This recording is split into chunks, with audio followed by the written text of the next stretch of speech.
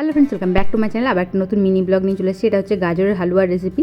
তো রবিবার আমরা রেডি করে ফেলেছিলাম গাজরের হালুয়া। প্রথমে গাজরটা ভালো করে ছুলে নিয়ে তারপর ওটা গ্রেড করে নিয়েছিলাম। তারপর গ্রেড করে নেওয়ার পর একটা প্যানে ঘি গরম করতে দেওয়া হয়েছিল। ঘি গরম করে তারপর ওই কুচিয়ে রাখা মানে গ্রেড করে রাখা গাজরটাকে দিয়ে দিয়েছিলাম। আর একটু এলাচ দিয়ে রেখেছিলাম যাতে গন্ধটা ভালো আসে।